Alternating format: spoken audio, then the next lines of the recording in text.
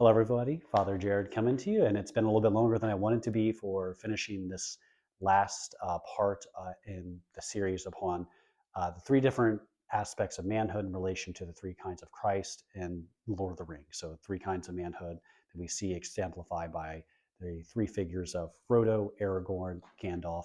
So, we focused first on Frodo, which we've already, again, that's the one we covered first, and the sacrificial masculinity. Last one was Aragorn, and that was upon his example of kingly manhood. So, what it means to be king, what it means to truly be a man and come to that full fruition of our manhood.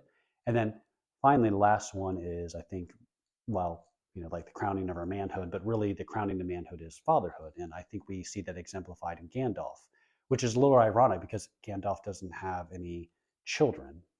He is actually a pure spirit who has taken on the form of man in order to be of service to human beings. So what he appears to be is actually what he is not. So he is not simply some old man. He's not even a wizard, would not be the right definition, but instead he is a pure spirit. So he's basically an angelic being that is sent to help guide the men of Middle Earth. So as we take a look at Gandalf, that seems a little bit odd to call him a father then, if he doesn't have children, if he's not even, so to speak, a human being. How exactly does he exemplify for us manhood? What does he have to say for us as men? And I think that comes down to ultimately looking at Gandalf and who he is, and the way that the part that he plays in the story of Lord of the Rings. Because whenever I talk about prophetic, because again, as we go back to these examples that Frodo exemplifies Jesus's priest, Aragorn exemplifies Jesus as king, and then Gandalf exemplifies as prophet. And the reason why I combine prophetic and manhood is because I think they both have a very similar and important role to play within the lives of those that they affect and they influence. Because in Gandalf, we'll see again and again in the story of the way that he intertwines himself in both The Hobbit, but then also especially throughout the Lord of the Rings, is there's a lot of times where Gandalf's not there. There's a lot of times to where he's off doing his own thing, and then the main characters have to kind of fend for themselves.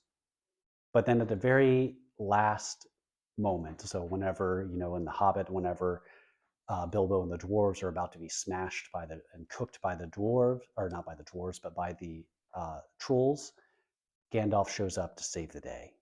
And then, and then this happens again to where he shows at the very end of the book to help and try to facilitate, to help the dwarves, the elves, and the men to all fight on the same side against the wargs and the orc or goblin army. And then throughout the Lord of the Rings, same thing happens. He's supposed to come help Frodo get from the Shire to Rivendell. He's nowhere to be found. And so Frodo, Sam, Merry, Pippin have to fend for themselves until they meet Aragorn, and then to go from there. So again and again, and we can use other examples. So I think I think I beat that point in.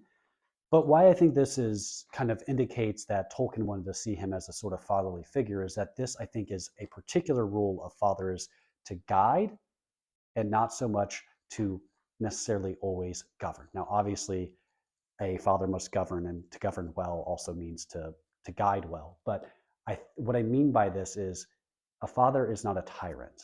So he's not a dictator. He doesn't rule every single aspect of his children's lives as they get older. Obviously, at the beginning of life, mom and dad have to take care of every single aspect of their child's life, and then have to regulate that child's life as they kind of are able to become mobile and right? But in the fullness of fatherhood, as children get older and as even play a role in their lives, part of the things that fathers have to learn to do in a way that perhaps mothers have to learn to do as well, but it's in a different way that mothers nurture, they're caring, whereas fathers are really meant to guide.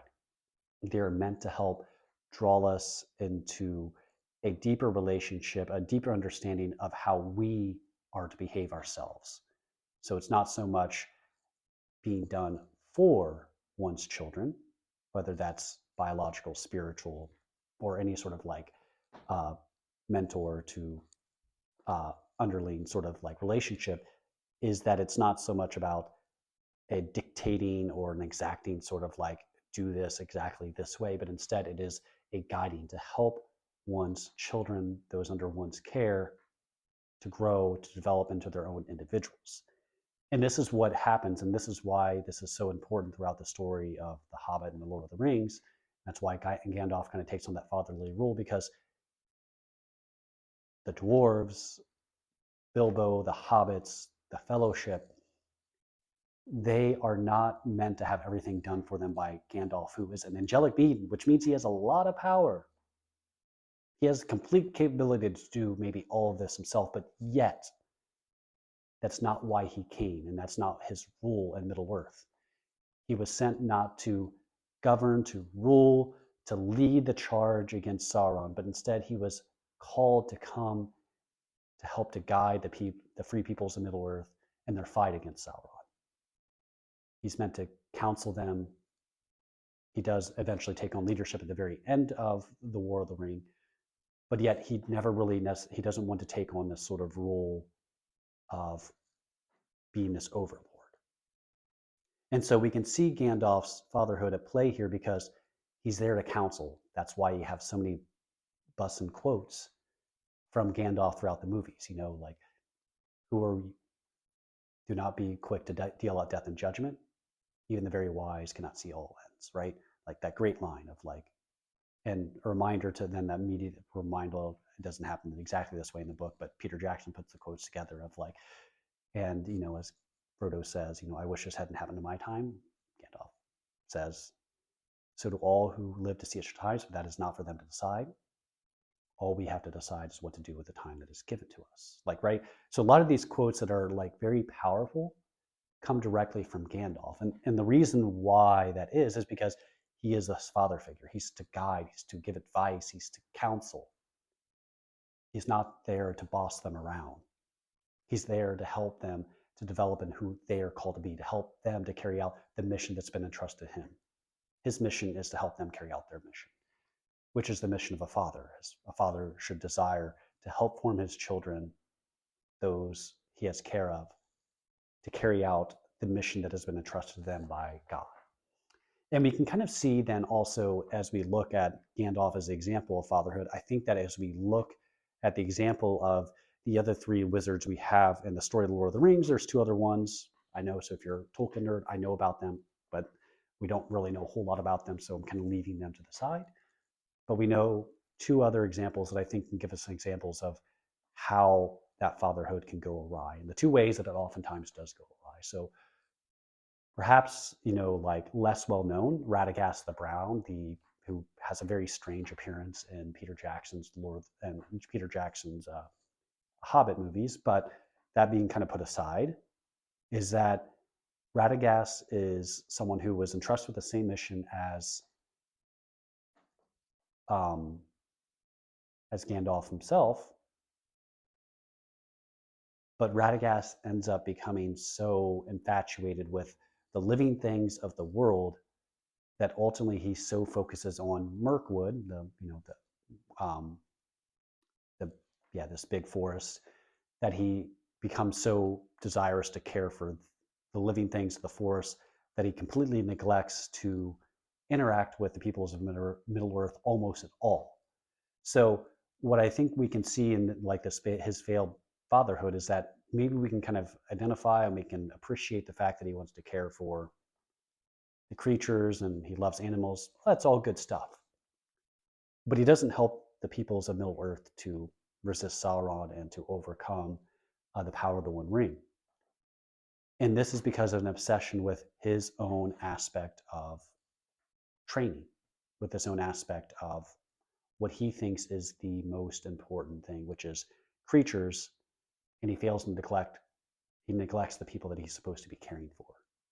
And why I think that is so bad is because I think we can see this sometimes happen within fathers at different times, and we can all be guilty of this in different ways. And we get obsessed with our own hobbies, with our own things, and then we neglect those that we're supposed to care for. So kind of this neglectful fatherhood that we see presented in Radagast the Brown, that he's not around.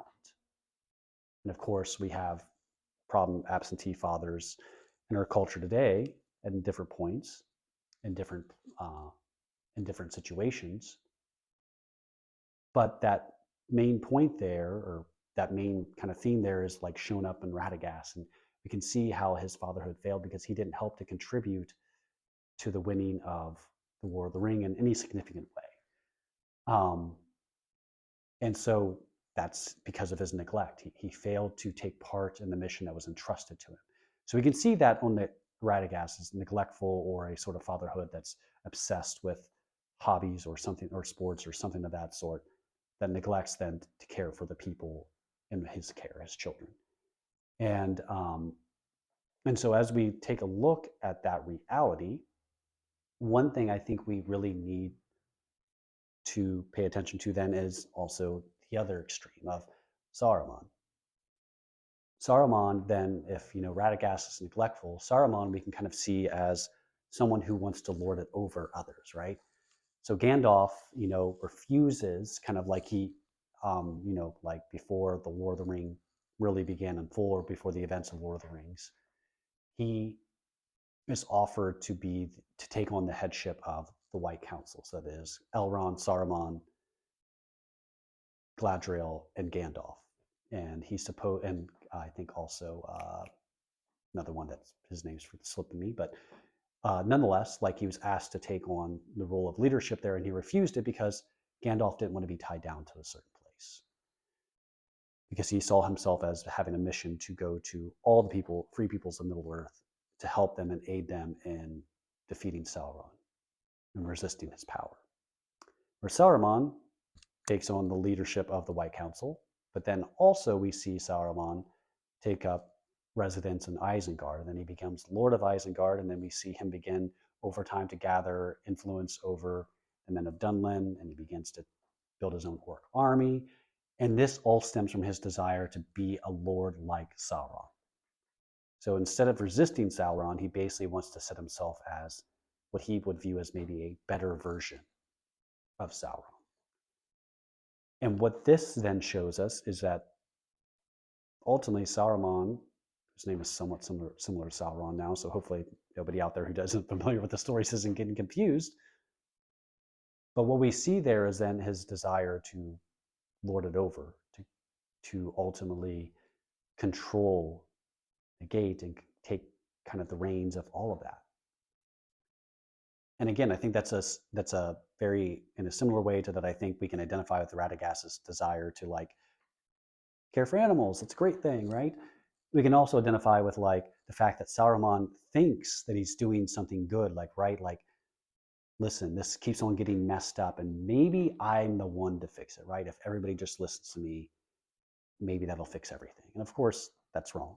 We um, and what we see in that is then his desire to lord it over, to be in charge of every single aspect of life, of the life of those that he lords it over, to manipulate them, to control them for his own ends, is then the example of that opposite example of the other extreme of, instead of being neglectful, become overbearing, manipulative, and controlling of our children, of those under our care.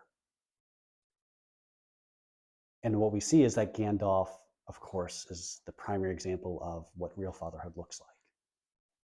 He primarily guides and he counsels, and he's not there for every single thing, like, right? So he recognizes that he doesn't have to actually be there for people to do what they need to do, right? He trusts Frodo and Sam as they go off to Mordor on their own. Now, granted, would he have let them go themselves? Maybe not, but given that that's the way that ended up going, he's okay with that. He's okay to allow Aragorn to walk his own path.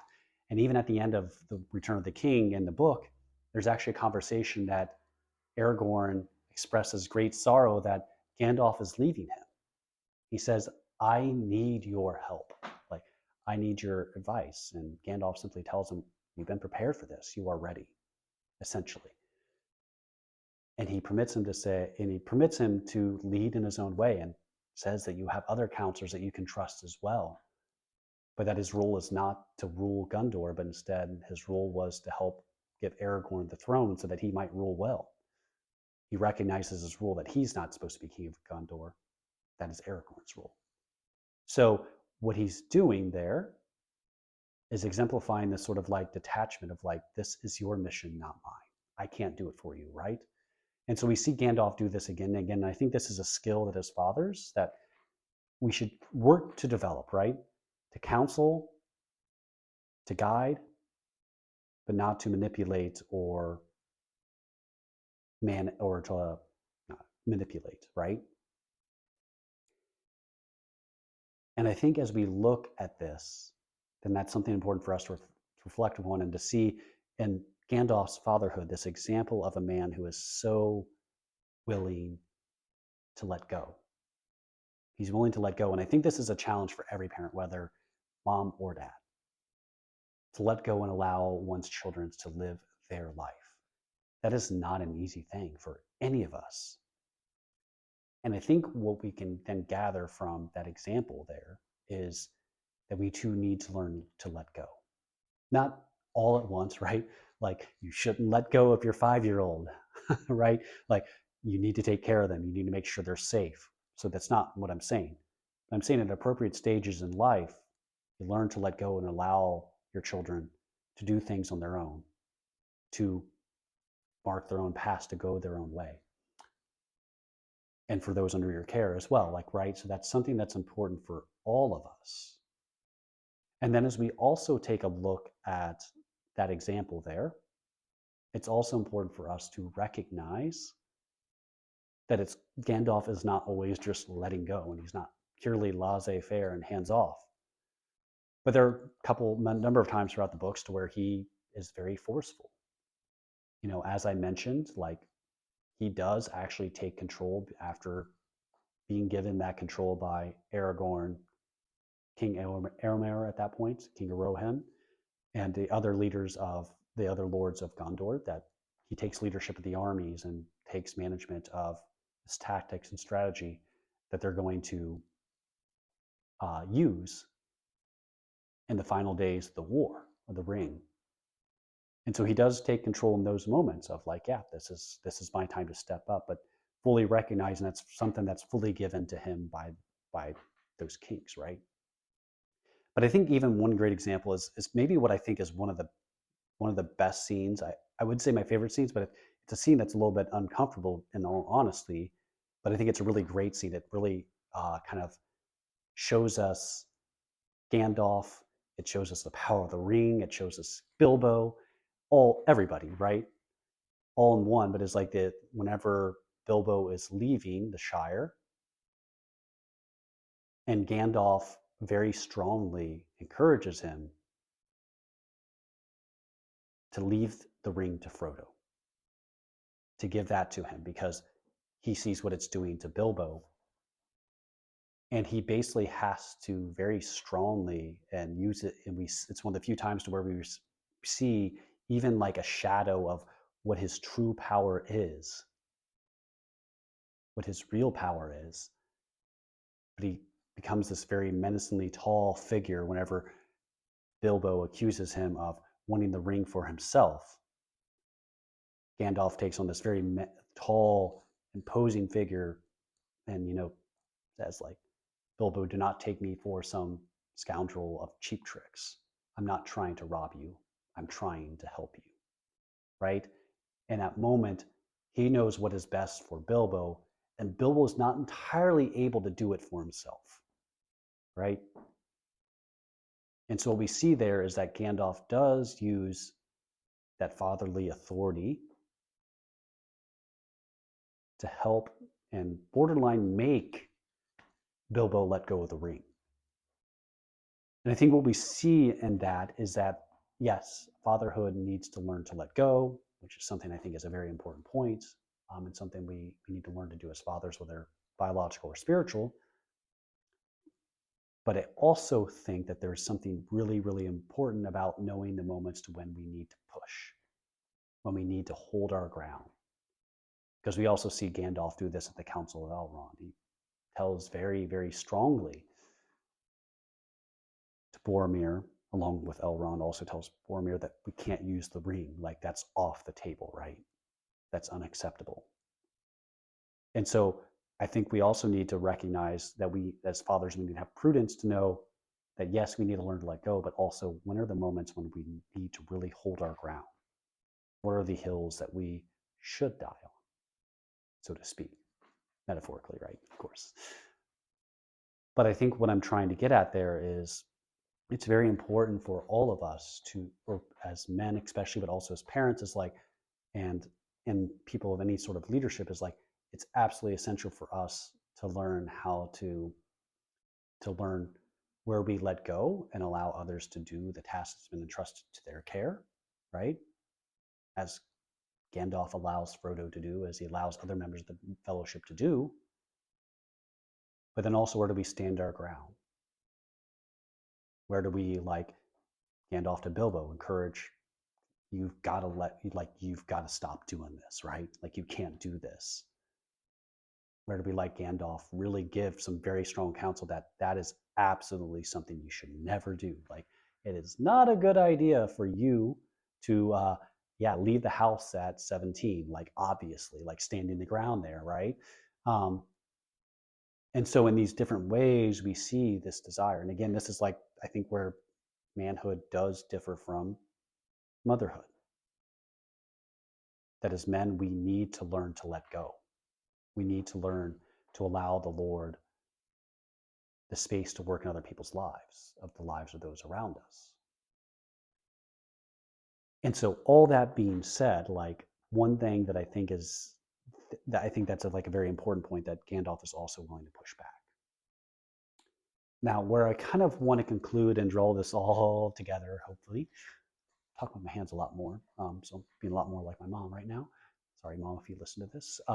But like, then that final point of like, well, if you're wondering throughout this entire, okay, I get it, fatherhood. But you said prophetic fatherhood, father. Where, what the heck, where is, what does prophecy have to do with fatherhood? And and how does that relate to anything, right? Well, here's then where I want to tie in kind of like that, the last part about like holding our ground, speaking truth to power. Because I think sometimes when we hear the word prophetic, prophecy, prophet, what we usually think of is a prophecy is, or speaking prophetically, is to speak of something that's going to happen. So like Nostradamus, like predicting whatever, like, right, that, you know, that the 49ers would win the Super Bowl in 1989 or something over the Bengals. Like, we have this idea of being prophetic as something that is forward and future looking, right? So it tells the future. It's a way of predicting the future, of seeing the future, or something of all that sort, right? So that we fulfill the prophecy of what was foretold that it would happen. And obviously, that is true, because when we talk about Old Testament prophecies for Christ, we're saying, hey, this passage from Scripture foretells Christ's birth, or it foretells his death, it foretells his resurrection, it foretells this thing he would do. So obviously, prophecy does have an element of that. But I think we also have to, but I think that's also like interpreted, because I think it's also that term was used because it was also often uttered by prophets. And the prophets were a group of people. And so I think to be a prophet, to be prophetic, does not necessarily mean that you're telling the future. Now, in a way, it oftentimes can be, because oftentimes someone who's prophetic is saying, or it can be, but I'll get to that in a little bit. Sorry, I was going to explain that, but I realized I'm getting the cart ahead of the horse. But really, what the prophets were doing would be is that they were speaking to the people of that time in Israel, right?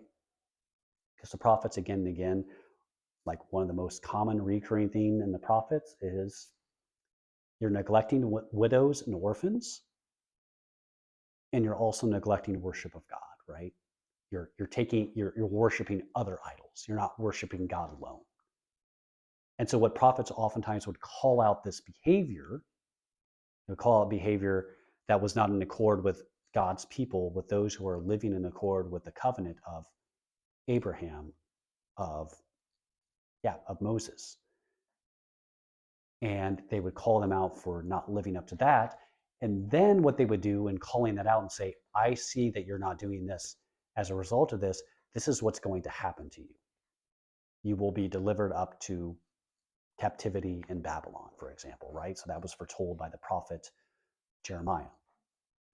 And what we see in that sort of behavior, that behavior, that prophetic mindset, is that it wasn't so much, the focus wasn't so much, I predict this is going to happen, like watch me, right? Hold my beer, essentially.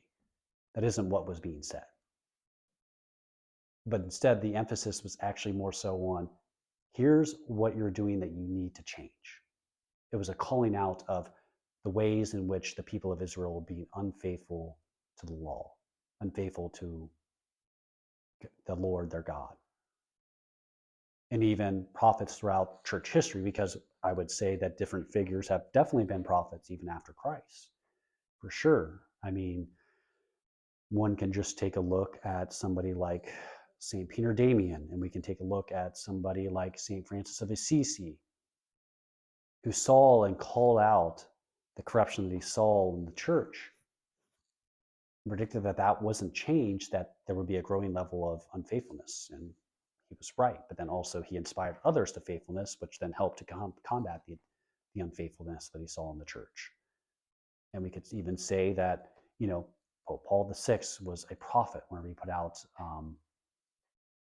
Humana Vitae. I think that's right. Is that the right? I'm sorry. I think it's Humana Vitae. Sorry, I'm getting mixed up with some encyclicals of John Paul II. But he was prophetic. He foresaw that the rule that contraception and basically the separation of sex from the unitive and procreative end of marriage would ultimately lead to divorce, to children just not enough children, like all these things that he predicted, and like a rampant sort of hedonism in society. He called that all out in that encyclical, and he was right. And so it's prophetic, not so much because it told the future, but because it said, you're doing this, and as a result of this, I can tell you what the consequences of those sinful actions are going to be. And so I think, so that's a whole explanation of prophecy. But my point about all of that is that then I think fatherhood is also called to be prophetic. Yes, we cannot govern every single aspect of the lives of our children, biological or spiritual. No, we cannot. We can't manage every aspect of their day. But we can help. We can ultimately call out to say, hey, if you keep behaving in this way, this is what's going to happen. These are the ways in which you're going to lose. Here are the ways in which you're going to find misery and not happiness. Here are the ways in which you'll be unfaithful to the Lord, and thus you will find yourself disconnected from Him. And that is something that we can do for our children. And that's something I would encourage fathers to do for their children. And so in that way, it's fundamentally important for us to recognize the absolute importance of the prophetic kind of aspect of fatherhood. That as fathers, we have a special role to play in that. That I think fathers are the ones who are called to, I think Jordan Peterson once said, fathers must be willing to wound. And that sounds kind of harsh, but at first I was like, man, that sounds like wounds are bad. And yes, certain wounds are most definitely fully bad. But also and Tolkien even talks about the sweet wounding, and St. Teresa of Avila talks about the sweet wound, but there's also a necessity at some points that and it says that Peter, whenever he called out, after he received the gift of the Holy Spirit at Pentecost, and he preaches and tells the people that you crucified this Christ, you crucified him. It says that people are cut to the heart. So he wounds them in that moment. But it's from that wound that they then are able to repent and they ask, what must we do, right? And so Peter is wounding in that instance. He's hurting them, he's cutting them to the heart, but that cutting to the heart, that wounding, is then meant for a greater healing or reconciliation in their relationship with their God, with Jesus Christ. And that too is what, as fathers, we have to be willing to do. And that's a hard thing because I think as I'm saying this, I'm like, oh man, I don't know if I do that well enough. I mean, all parts of this have probably been like, I don't do that well enough, and I know I don't. But the point being is that I think this prophetic aspect, and why I threw prophetic in there, is because we also see Gandalf do that. Gandalf does that with Bilbo whenever he tells him he has to give up the ring. He gives a rather good tongue lashing to Theoden whenever he disagrees with him. And even like as he strives with Denethor, we can see that he, again, exemplifies this sort of, that he and Denethor see things very, very differently. And Gandalf basically says that if you don't stop trusting simply in victory by arms and military victory, you're going to give in to despair. And he's right, because Denethor does succumb to despair. And Gandalf sees that there's another path. Now, it's a very narrow path because it all depends upon, as he says in the movies, I'm not sure he says this in the books, but like it depends upon two little hobbits in Mordor. But it's nonetheless that he sees at least some hope, right? And so my point in sharing all of this is to point out that Gandalf plays this role of prophet, but also I think in particular as a role as father, that he's trying to guide and counsel the people in the Lord Earth and not necessarily lord it over them. But that doesn't mean that he doesn't tell them, if you continue doing this, this is how things are going to go wrong. And so as we view and look at all of these things and the reality of Gandalf, we can appreciate, and I think Gandalf's probably maybe my favorite character in all the books, because he's such a great ideal. Not because I necessarily identify with him, because I don't have those sort of abilities, but I think I just appreciate the fact that he is so unbelievably powerful, but yet he doesn't use that power for his own ends. He doesn't even wield that power, but instead he allows others to carry out their mission. And I just think that's such a beautiful example of what we're called to be as fathers, what we're called to be as human beings, to help one another along our respective paths. Now, tying that all together is just to say that as fathers, and as prophetic fathers, hopefully moving forward, we are called in a special way to learn to, one, we need to learn to let go at the appropriate times. Whenever our children, again, biological, spiritual, the people we care for, have gone to a certain level of maturity, we need to learn to let go. And then number two, that we ultimately all still need to have, and I don't know if I necessarily this came out throughout, but also like that we do show that we care, that we have an investment in their lives, because Gandalf shows this again and again throughout the story. I think that's one point I forgot to hit on, is that he's invested in the lives of all the characters. He's not always there because he doesn't have to be, but he also does care deeply for each of the characters. And so to show a deep care for those that are care, even if we're not trying to manipulate or govern them directly. And then finally, that we're called to be prophetic.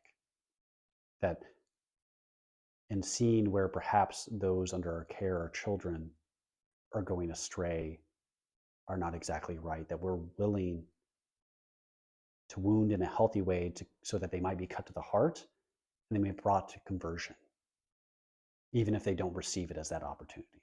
Because again, Gandalf tries speaking that way to Denethor, and he still goes down his own path to his destruction. So we can't control that, right? And he doesn't try to control that. So it's another example of letting go, really. So in all these things, I hope that helps to really kind of pull things together to help you understand Gandalf's fatherhood, what I think is an excellent example of spiritual fatherhood, which is probably why I chose it, because I'm a spiritual father, not a biological father. But then hopefully it helps us to better understand as men how we're called to be fathers and how we can be better fathers to those around us. And in all of these things, we give thanks to the Lord for his great mercy, mercy which always endures. And thank you to each and every one of you for listening. And I hope that you have a most blessed day. And yeah, God bless you.